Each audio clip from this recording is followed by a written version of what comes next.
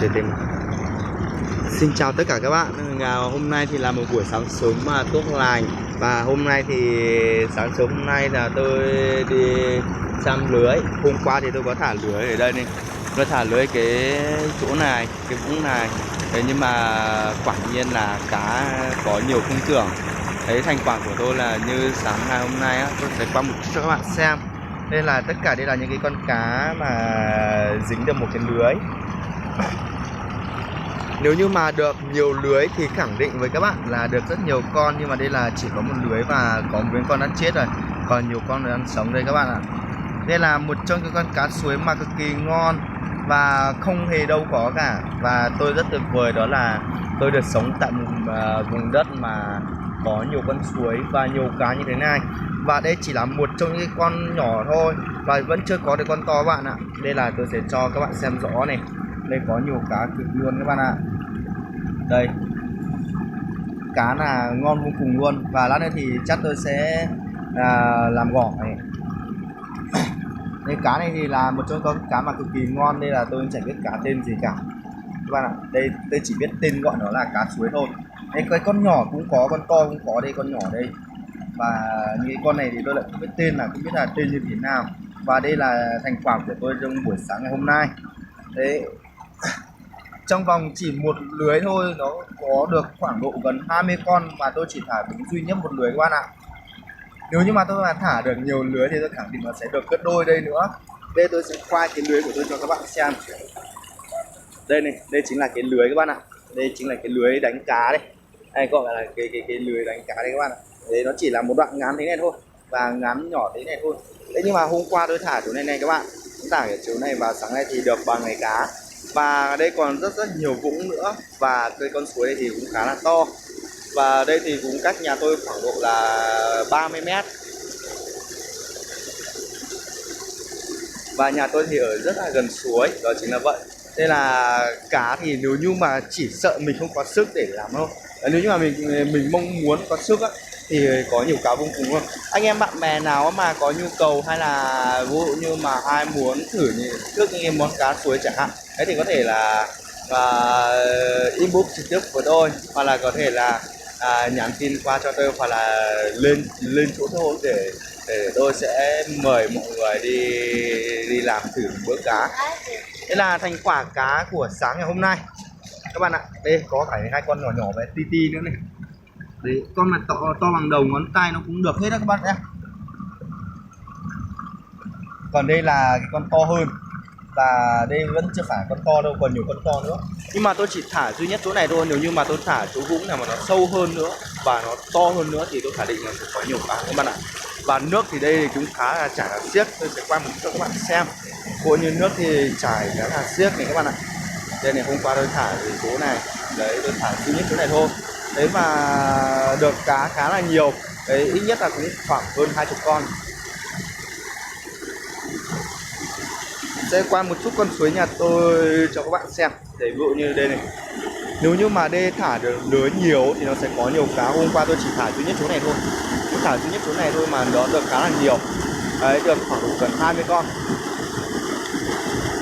Đấy, chỉ cần có một lưới đến 2 lưới hoặc là đến 3 lưới thì khẳng định với các bạn đó là các bạn sẽ có cá bữa sáng liên tục các bạn ạ. Và cá này thì chắc chắn tôi sẽ làm gỏi xem thế nào. Rồi lát nữa tôi sẽ quay trực tiếp cho các bạn xem các bạn nhé.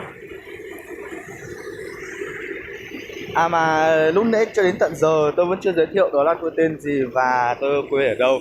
Thì bây giờ tôi sẽ xin giới thiệu tất cả mọi người. Đó là tôi tên là Hảo Thiên. Và tôi sống tại một mảnh đất vùng quê sâu xa. Đó là toàn đồi núi và cây cỏ. Đó chính là Văn Bàn, Lào Cai. Và điều đặc biệt hơn nữa đó là chính là Nậm Trời. Ngộ như ai mà đã nghe đến cái tên hai cái xã của tôi, chắc chắn các bạn sẽ biết là cá nhiều như thế nào và những cái con suối mà nó mát như ra sao. Đây các bạn nhé, tôi sẽ quay một chút các bạn xem. Nước nó vô cùng là trong luôn các bạn ạ. Nước nó không hề bẩn gì cả. Nước nó vô cùng trong luôn các bạn ạ. Đây, bao nhiêu đá, bao nhiêu sỏi các bạn sẽ nhìn thấy hết. Đây các bạn, đến nước nó trong vô cùng luôn. Và đây chính là một cái buổi sáng sớm và bây giờ thì mặt trời cũng đã mọc lên rồi các bạn ạ. Đây này, mặt trời đã mọc lên rồi. Đấy, tôi sẽ quay rõ cho các bạn xem nhá. Ví dụ như cái độ nước trong của nó ra sao. Đây này các bạn, thấy chưa các bạn, tuyệt vời chưa, nước trong mát. Và điều đặc biệt hơn nữa, nước nó lại ngon nữa. Đây này, hôm qua tôi sẽ quay cho các bạn xem này.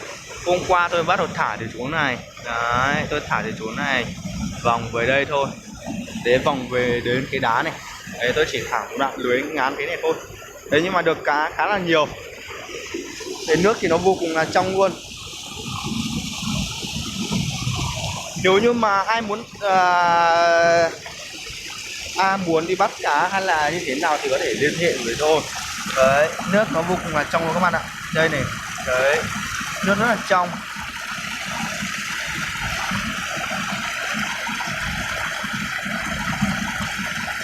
Đây các bạn ạ, nước nó vô cùng là trong luôn. Nếu như mà các bạn mà có được một cái con suối như thế này thì gọi là tuyệt vời trên tất cả các tuyệt vời các bạn ạ. Đây tôi sẽ qua cho các bạn xem rõ một chút. Thế vụ như cá nó như thế nào. Mà như cá suối thì chắc chắn có một số người nó sẽ biết và một số người nó chưa biết. Đây, nước nó cũng rất trong. Tôi thả vào một chỗ gần đi. Đấy, tôi sẽ phóng to cho các bạn xem cái con cá nó như thế nào. Cá nó nhìn nó rất đẹp. Cá rất đẹp các bạn ạ. Con này thì chắc nó dính từ tối hôm qua mà nó chết rồi. Còn đây, còn con này cũng đang sống này các bạn. Đấy, đang sống này. Thấy chưa? Các bạn nhá, như con cá này, con cá mà vừa làm này các bạn biết không ạ? Đây một con cá này, ví dụ như mà thả lưới mà được nhiều ấy, 1 kg của nó trị giá hơn 500.000 các bạn nhá. Mua sống. Và có rất nhiều người ấy là thả bẫy con này. Đấy, bẫy con này rồi gọi là thả lưới này rồi và bán. Con này là giá cực kỳ cao luôn. Còn con này thì giá nó lại cao hơn nữa. Đấy, cái con này giá cao hơn nữa. Con này có thể lên tới 1 cân trị giá là 800.000. Đấy, còn con này là hơn 500.000 một cân. Con này nếu như mà các bạn nhìn rõ ra, cái phần đầu và cái phần thân của nó gần giống như con cá trê. Nhưng mà khi mà các bạn lật cái bụng của nó ra thì nó sẽ khác nhau hoàn toàn. Đấy cho các bạn. Đó là một trong các con cá suối mà tuyệt vời. Đấy. Và cái video của tôi thì tôi sẽ xin tạm ngừng tại đây. Và lát nữa tôi sẽ quay một số cái vũng sâu hơn nữa và to hơn nữa cho các bạn xem nhé.